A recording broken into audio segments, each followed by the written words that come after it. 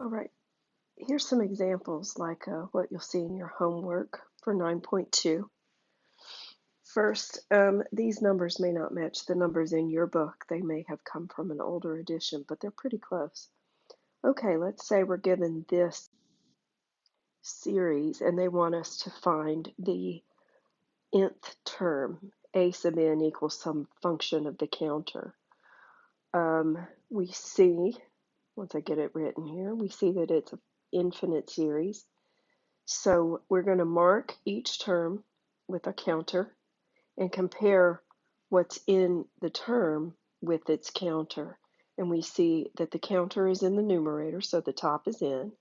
The bottom is going to be one more than the counter times one more than that. See that?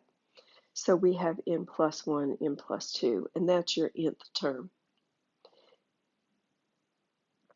Next,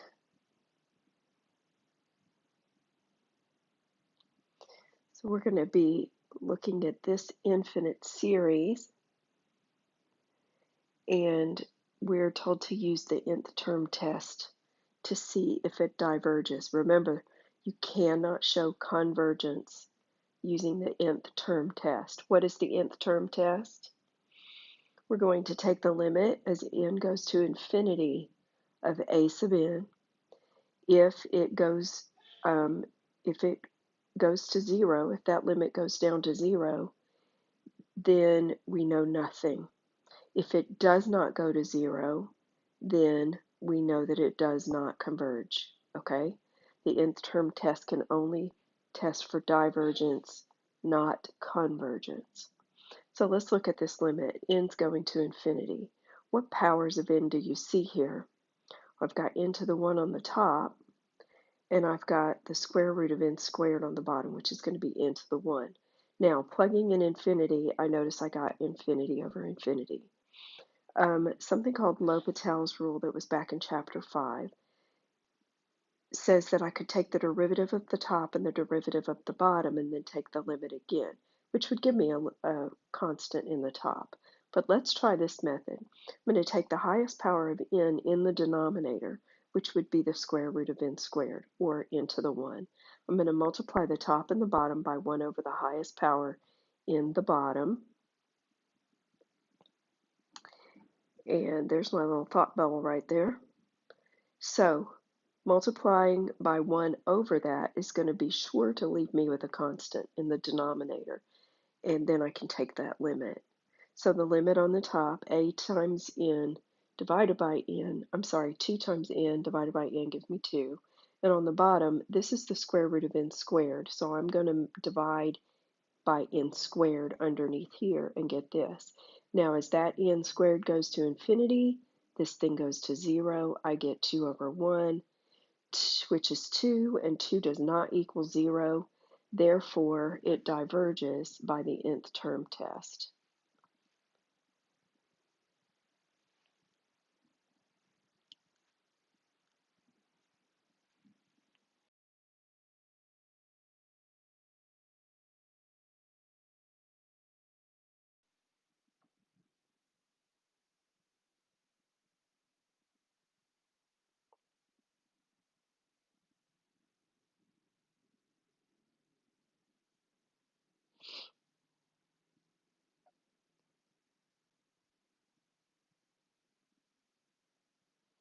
Okay, for this problem, we need to simplify it before we can test for divergence.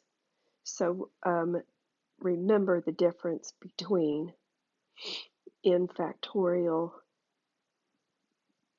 times 5, because that factorial is touching just the n, versus 5n factorial. The factorial is touching the parentheses. So you would multiply whatever n is by 5 and then count down from there. Huge difference between those two values, just saying. Okay, so what we have here, the top is going to be n plus 1 times every number down to 1. So n plus 1 times n minus 1 forever and always, amen. Now we could have stopped with n factorial. Notice this is 5 times n factorial, not 5n factorial. So all of these guys are going to cancel off. We're going to be left with the n plus 1 on the top and a 5 on the bottom. And when we take the limit, as n goes to infinity, we're going to get infinity. So this thing diverges because infinity definitely doesn't equal 0.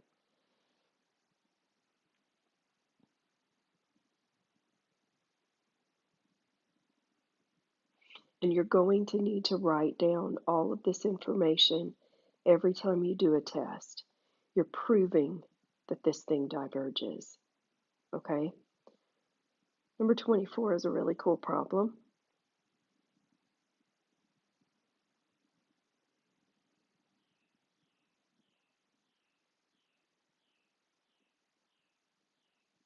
Now, if you just took the limit as n goes to infinity of this thing, you'd see that it goes to 0. Doesn't necessarily mean that it converges. So what I want to do is take this fraction and use partial fraction decomposition to make that fraction become two fractions and see what happens. So getting a common denominator on the right, a gets multiplied by n plus 2, b gets multiplied by n. The left-hand side is always 1. So I'm going to plug in a 0 for n. That gives me a is positive 1/2. Plug in a negative 2 for n, which will make this go to 0. It gives me 1 equals minus 2b.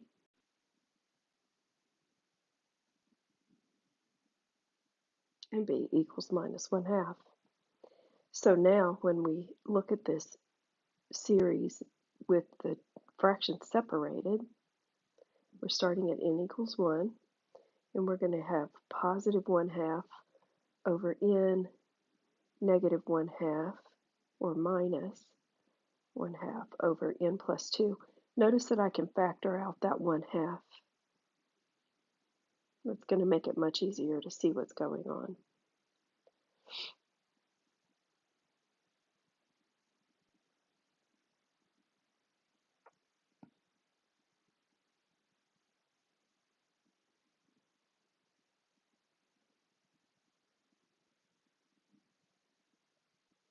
Something I want you to note is that the difference between these two denominators is 2.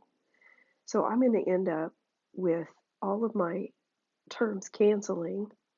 It's called a telescoping series, but I'm going to have 2 terms left at the front and 2 terms at the back. So plugging in the 1, we get 1 over 1 minus 1 over 3. Plugging in the 2, I get this. Plug in the 3, plug in the 4. Even if I know what's going to happen, I want to write out enough terms that I can see what's actually happening. So I'm plugging in the 5 now. Now at the back end, this is a few terms back. N minus 3 instead of n minus 2. I'm working my way up to this so that you can see what happens. Now I have n minus 1 minus n plus 1. Notice they're still 2 apart. It might be easier to start with the end and subtract 1 from each of these, subtract 1 from each of these, subtract 1 from each of these, just so you can see what's happening. And now I'm going to start canceling stuff because I have a minus 1/3 and a plus 1/3. I have a minus 1/4 and a plus 1/4. And now all of those second terms in each set of parentheses is going to cancel out. And that minus 1/7 will cancel in the next term until I get down here to the back end, right? I have a, where am I? I have a minus 1 over n and a plus 1 over n. That should be a plus right there. Make that a plus. And you see at the front end, I'm left with 2 terms because these denominators were 2 apart, and the back end, I'm left with those 2 terms.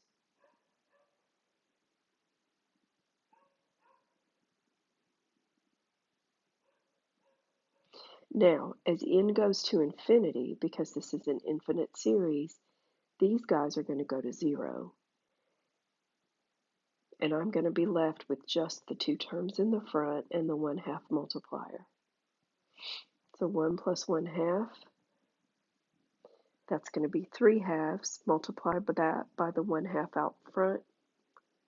And I get that that series that I started with up here is, if I sum an infinite number of numbers, I can actually find the answer, and it's 3/4.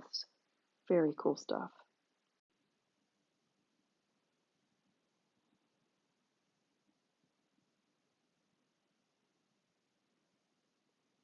In this problem, we're given this series. Notice that each term is 1/3 times the term before it. So this is a geometric series. When I take each term and I divide by the one before, I get 1/3.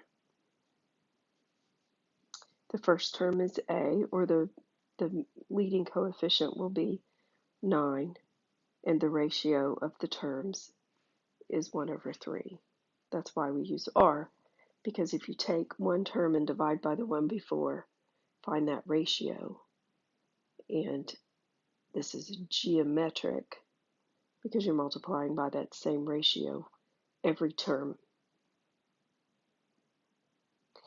And the standard form for a geometric has the a, and it has r to the power, with your counter starting at 0 if you're going to find the sum. And remember, you can find the sum of an infinite geometric as long as your ratio is less than 1. So this is a good candidate. For n equals 0, I'll have 9 times 1/3 to the 0. See how that works? Nice and neat. So write it out as a summation. We have a, r to the n, and n starts at 0.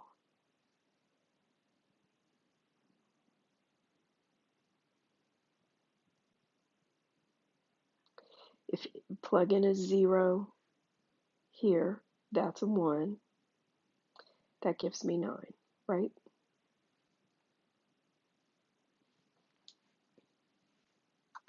Now the sum of a geometric, let's see, let me do this in red. If we're given the infinite series r to the n, it equals a over 1 minus r if and only if r is less than 1.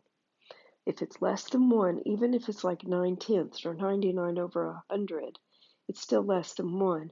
And as you multiply going out through this series, your numbers are going to get smaller. They may get smaller very quickly, like these, or they may get smaller very slowly, but they will go to 0 eventually, and you can find the sum. So this problem, our sum is going to be a over 1 minus r is 1/3. And the way to very quickly solve this is multiply the top and the bottom by that denominator. And I'm going to get black ink, and I have 27 over 3 minus 1, 27 over 2, and that is my sum.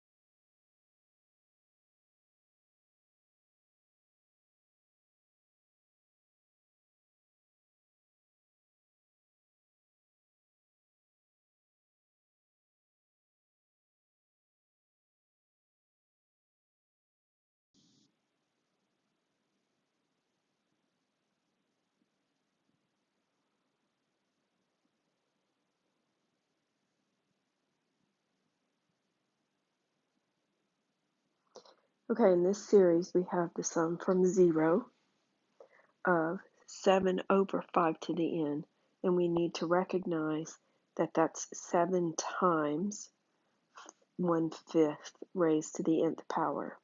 Now the nth term test is where you will always start. You don't always write it down, but you need to always check it, okay? Because if the limit, as n goes to infinity, of this thing doesn't equal 0, then you don't need to waste your time doing anything else. For this problem, it does equal 0. What does that mean? It means we know absolutely nothing, okay? We can't prove that it diverges by using the nth term test.